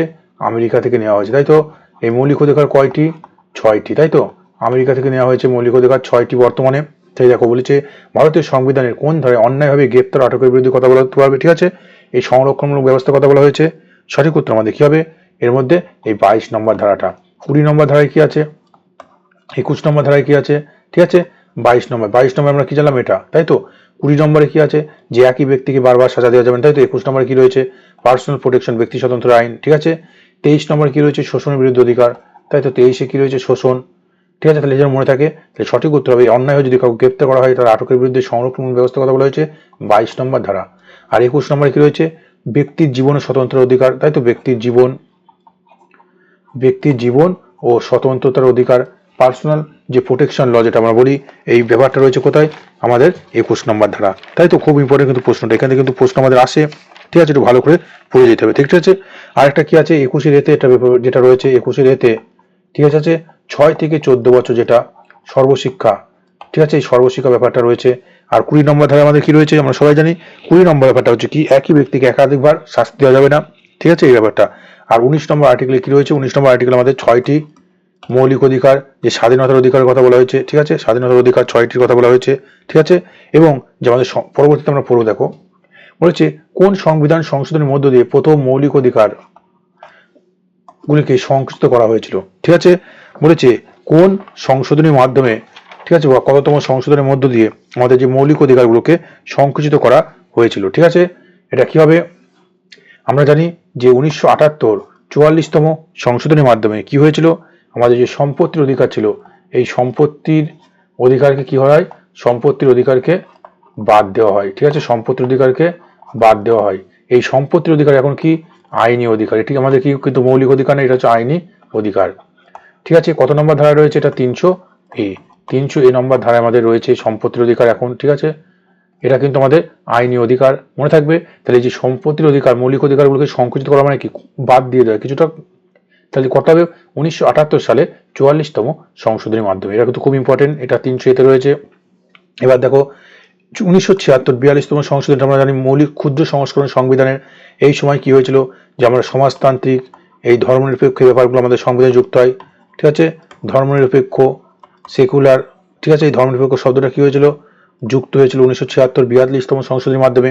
ঠিক আছে, আর প্রথম সংশোধন হয়েছিল 1971, এই 1951 প্রথম সংশোধনী, এটা আমাদের মনে রাখতে হবে। ঠিক আছে, 1951 প্রথম সংশোধনী। ঠিক আছে, এবং 1989 সালে 61তম সংশোধনী কি হয়েছিল? যে ভোট দানের অধিকার 18 করা হয়, 18 বছর করা হয়, 21 থেকে 18 বছর করা হয় 1989 সালে 61তম সংশোধনীর মাধ্যমে। প্রত্যেকটা কিন্তু খুব গুরুত্বপূর্ণ। তোমরা জানাবে 100তম সংশোধনী কি ছিল? 100তম সংশোধনী কি ছিল? ঠিক আছে, এবং 101তম সংশোধনী কি ছিল? খুব ইম্পর্টেন্ট কিন্তু প্রশ্নটা। ঠিক আছে, এই ধরনের প্রশ্ন কিন্তু আসতে পারে। আমরা জানি জিএসটি কত, আর 101তম কি আছে। ঠিক আছে, এটা একটু জানতে হবে। ঠিক আছে, পরবর্তী প্রশ্ন। ভারতীয় গণপরিষদের খসড়া কমিটি বা ড্রাফটিং কমিটি কবে গঠিত হয়েছিল? ভারতীয় ড্রাফটিং কমিটি বা খসড়া কমিটি কবে গঠিত হয়েছিল?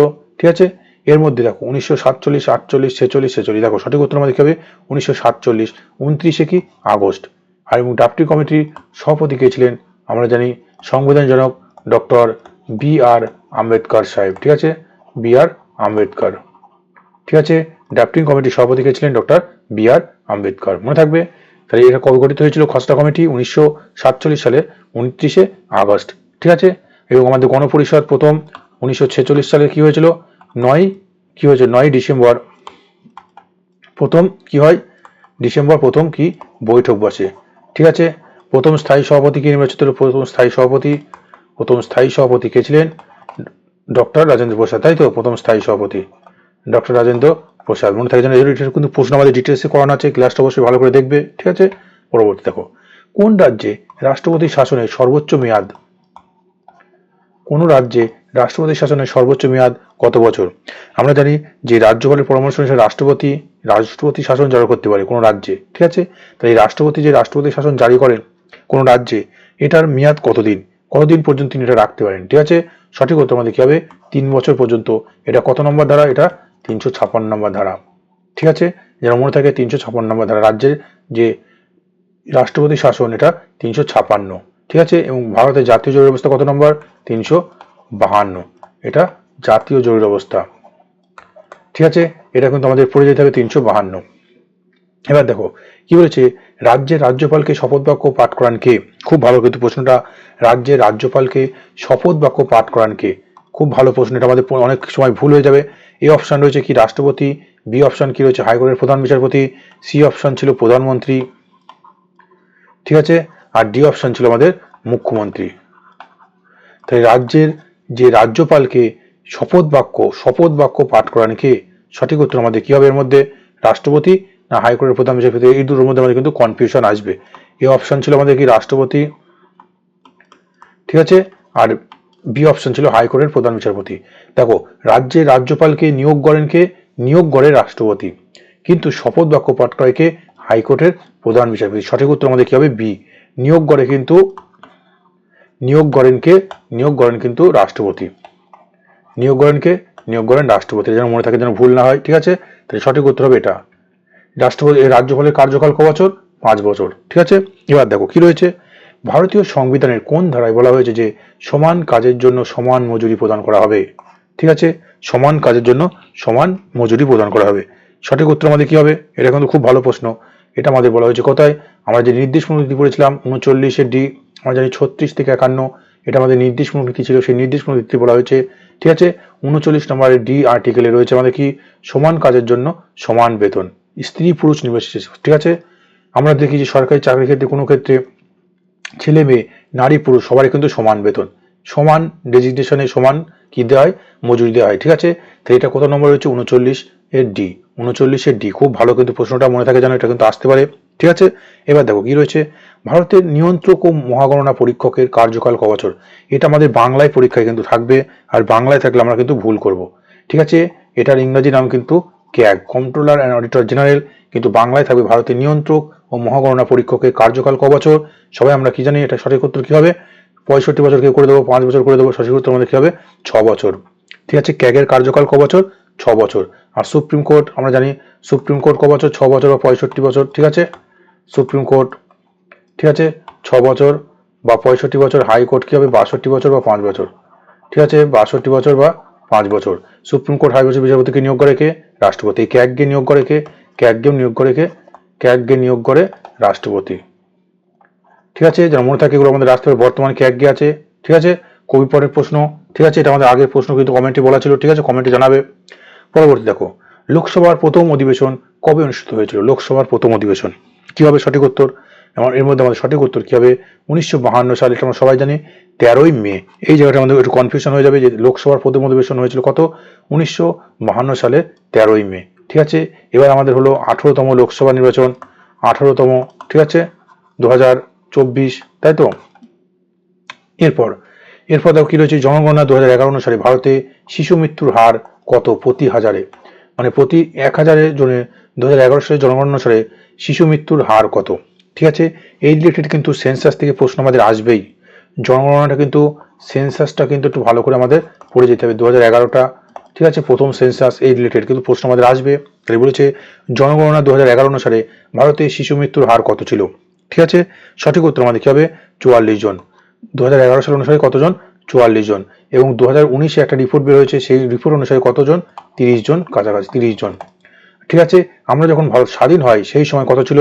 ভারত যখন স্বাধীন হয় 1947, তারপর 1951 দিকে আমাদের করা হয়েছিল, এই 1951 দিকে, ঠিক আছে, সেন্সাস আমাদের জনগণনা করা হয়েছিল, আমরা জানি, তাই তো? এই 1951 সালে কত ছিল? 146। শিশু মৃত্যুর হার কত ছিল? 146। ঠিক আছে, তাহলে বর্তমান 2011 সালের জনগণনা অনুসারে ভারতের শিশু মৃত্যুর হার কত? প্রতি 1000-এ 44 জন। এবং 2019 সালের যে রিপোর্ট অনুসারে সেখানে কতজন? 30 জন, অনেকটা কমে আসছে। আর স্বাধীনতার সময় 1947 যখন আমাদের ভারত স্বাধীন হয়, তার পরবর্তী 1951 সালে এখন কত ছিল? 146 জন। এরপর কি দেখো বলেছে, দশম পঞ্চবার্ষিকী পরিকল্পনা সম্পর্কে কোনটি ভুল আছে? বলেছে দশম পঞ্চবার্ষিকী 2002 থেকে 2007, তাই তো? দশম পঞ্চবার্ষিকী পরিকল্পনা এর মূল লক্ষ্য কি ছিল? 2007 সালের মধ্যে বলেছে সকলকে প্রাথমিক শিক্ষার ব্যবস্থা করতে হবে, মাথাপিছু আয় দ্বিগুণ করতে হবে, জিডিপি বৃদ্ধির হার 8% করা হবে, ঠিক আছে, এবং গরিবি হটাও স্লোগান দেওয়া হয়েছিল। ঠিক আছে, তাহলে এর মধ্যে সঠিক উত্তর আমাদের বলেছে কোনটি ভুল। এই অপশনগুলোর মধ্যে কোনটি ভুল হবে? আমরা জানি ডি অপশনটা। এই গরিবি হটাও স্লোগান 1971 সালে প্রথম ইন্দিরা গান্ধী দিয়েছিলেন, তাই তো? ইন্দিরা গান্ধী দিয়েছিলেন। ঠিক আছে, এটা পঞ্চম পঞ্চবার্ষিকী পরিকল্পনা, ঠিক আছে, পঞ্চম পঞ্চবার্ষিকী পরিকল্পনাকালে করা হয়েছিল। ঠিক আছে, কিন্তু এই দশম পঞ্চবার্ষিকী পরিকল্পনাকালে যেগুলো ছিল সব করা কিন্তু ঠিক। সকলকে প্রাথমিক শিক্ষার মধ্যে আনতে হবে, মাথাপিছু আয় দ্বিগুণ করতে হবে, জিডিপি বৃদ্ধির হার 8 ঠিক আছে, 8% করা হবে। ঠিক আছে, এগুলো কিন্তু আমাদের এই রিলেটেড প্রশ্ন কিন্তু পড়তে হবে টোটালে। ঠিক আছে, লাস্ট পঞ্চবার্ষিক পরিকল্পনা দ্বাদশ পঞ্চবার্ষিক পরিকল্পনা, ঠিক আছে, এরও জেনে যেতে হবে। দ্বাদশ শেষ পঞ্চবার্ষিক পরিকল্পনা 2012 থেকে 2017 সাল পর্যন্ত ছিল, কিন্তু 2014 সালে এটা আমাদের ভেঙে যায় এবং নীতি আয়োগ হয়েছিল। ঠিক আছে, নীতি আয়োগ। ঠিক আছে, পরবর্তী প্রশ্ন, কোন পরিকল্পনার মূল লক্ষ্য ছিল শিল্পক্ষেত্রে বেসরকারীকরণ ও বিশ্বায়ন? ঠিক আছে, আমরা জানি গ্লোবালাইজেশন ও প্রাইভেটাইজেশন এই ব্যাপারটা। তাহলে কোন পঞ্চবার্ষিকী পরিকল্পনার মূল লক্ষ্য কি ছিল? যে শিল্পক্ষেত্রে বেসরকারীকরণ ও বিশ্বায়ন। ঠিক আছে, সঠিক উত্তর আমাদের কি হবে? সঠিক উত্তর হবে প্রথম আমাদের হবে না, প্রথমটা কি? কৃষিকাজ। প্রথমটা কিসের উপর গুরুত্ব দিয়েছিল? কৃষিকাজ। এটা কোন মডেল? Harold ডোমান model. দ্বিতীয়টা কি ছিল? দ্বিতীয়টা শিল্পক্ষেত্রে। ঠিক আছে, এটা আমাদের কি ছিল? দ্বিতীয়টা ছিল কি? শিল্পক্ষেত্রে। কিন্তু বলেছে দ্বিতীয়টা শিল্প, ভারী শিল্প। ঠিক আছে, ভারী শিল্প।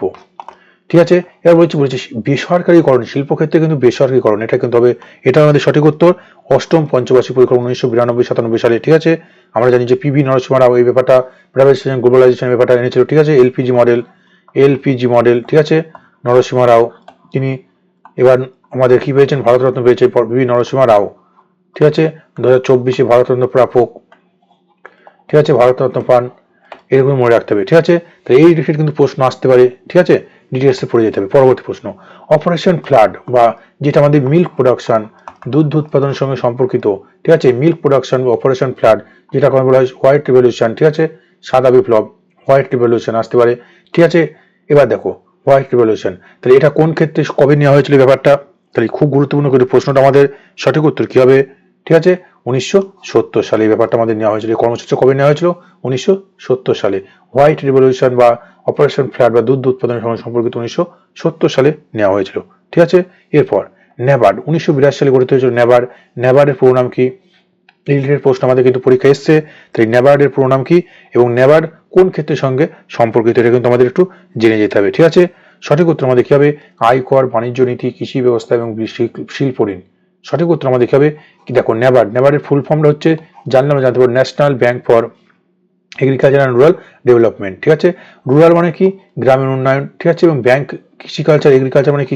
কৃষিদান। এখানে কৃষকদের ক্ষুদ্র ঋণ, ঠিক আছে, ব্যাপারটার জন্য, যাতে ঋণ প্রদান করে তাদের কৃষি ব্যবস্থা উন্নত করতে পারে, তার জন্য করা হয়েছিল। মূলত এটা কৃষি ঋণ ব্যবস্থার সঙ্গে যুক্ত, এগ্রিকালচার ব্যবস্থার সঙ্গে। ঠিক আছে, এর ফুল ফর্মটা জেনে যেতে হবে। ন্যাবার্ড 1982 সালে প্রতিষ্ঠিত হয়েছিল। ঠিক আছে, এটা কিন্তু খুব গুরুত্বপূর্ণ। পরবর্তী প্রশ্ন, দ্বাদশ অর্থ কমিশনের 2012 থেকে 2017 চেয়ারম্যান কে ছিল? ঠিক আছে, এই দেখো এখানে আমাদের পরীক্ষায় দ্বাদশ 2012 থেকে 2017। দেখো এটা কিন্তু দ্বাদশ অর্থ কমিশন। ঠিক আছে, এটা কিন্তু এই ব্যাপারটা নয়, এটা পঞ্চবার্ষিক পরিকল্পনা, এটা কিন্তু অর্থ কমিশন বলেছে। অর্থ কমিশন আমরা জানি 5 বছর কার্যকালের মেয়াদ, যে চেয়ারম্যান থাকে। ঠিক আছে, 5 বছর কার্যকালের মেয়াদ। ঠিক আছে, আমরা জানি 280 নম্বর আর্টিকেল। ঠিক আছে, 208, এটা কিন্তু অর্থ কমিশন 280 নম্বর আর্টিকেল। ঠিক আছে, 280 নম্বর আর্টিকেল ধারা। ঠিক আছে, এটা কিন্তু মনে রাখতে হবে। তাহলে এই অর্থ কমিশন বর্তমান আমাদের যে রয়েছে কততম অর্থ কমিশন?